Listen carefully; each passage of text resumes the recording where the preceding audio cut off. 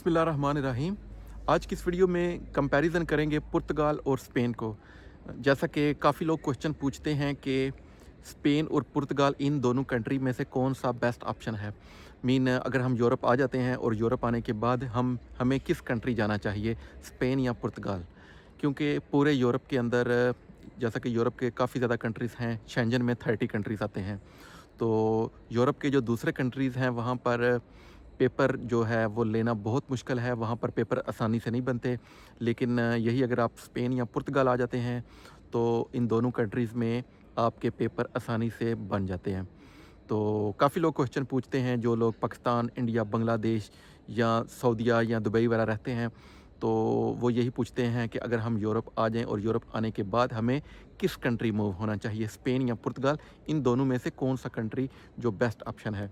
तो आज हम इन दोनों कंट्रीज़ का कंपैरिजन करते हैं। तो सबसे पहले बात करते हैं पेपरों के बारे में कि कहाँ पर हमारे पेपर आसानी से जल्दी बन जाएंगे।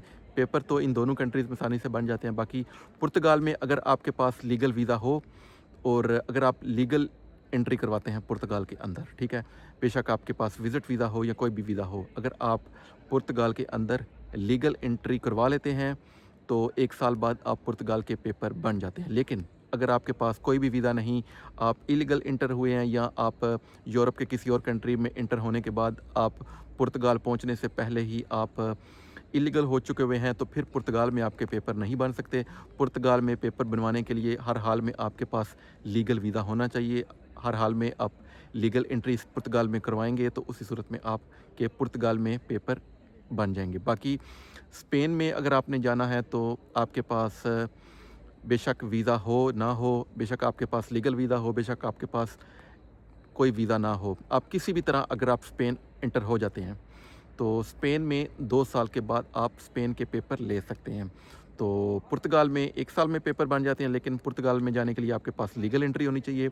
लेकिन स्पेन के पेपर लेने के लिए आपके पास बेशक कोई वीज़ा ना हो, आप बेशक इलीगल तरीके से भी स्पेन में एंटर हो जाएँ, फिर भी 2 साल के बाद आप स्पेन के पेपर ले सकते हैं। बाकी अगर बात करें हम जॉब के बारे में, तो पुर्तगाल में जॉब्स नहीं मिलती। वहाँ पर जॉब्स के हालात बहुत बुरे हैं पुर्तगाल में।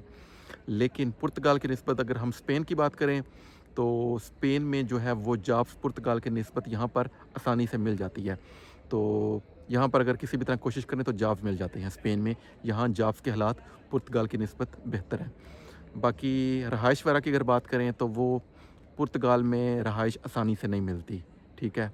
तो क्योंकि पुर्तगाल छोटा कंट्री है, यहाँ पर स्पेन बड़ा कंट्री है, यहाँ पर अपॉर्चुनिटी ज़्यादा है स्पेन में पुर्तगाल की निस्बत।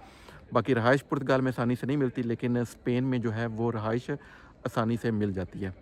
बाकी अगर हम सैलरी की बात करें तो जब पेपर बन जाते हैं पुर्तगाल और स्पेन में, ठीक है, तो पुर्तगाल में जो लीगल सैलरी है वो 800 से 900 आपकी लीगल सैलरी होती है पुर्तगाल में, 800 से 900 यूरो पुर्तगाल में। बाकी स्पेन में जब आपके पास आप लीगल हो जाते हैं, आपके पेपर बन जाते हैं स्पेन में, तो स्पेन में जो आपकी जो है वो लीगल सैलरी होती है वो मिनिमम कम से कम आपकी 1200 यूरो स्पेन में होती है। लेकिन स्पेन की ये जो कम से कम सैलरी 1200 है, लेकिन यहाँ पर लोग स्पेन में इससे ज़्यादा पैसे कमाते हैं। 1400 तक भी लोग कमाते हैं, 1600 तक भी कमाते हैं, 2000 यूरो तक भी लोग स्पेन में कमाते हैं और 2000 से ज़्यादा यूरो भी लोग यहाँ पर स्पेन में कमाते हैं। लेकिन मतलब बात करने का मकसद ये है कि स्पेन जो है इन दोनों में से अगर देखा जाए तो बेस्ट ऑप्शन जो है वो है स्पेन का। तो स्पेन में अपॉर्चुनिटी ज़्यादा है। अगर आप लॉन्ग लॉन्ग टर्म के बारे में अगर देखें तो बेस्ट ऑप्शन इन दोनों कंट्रीज़ में से है जो है वो है स्पेन।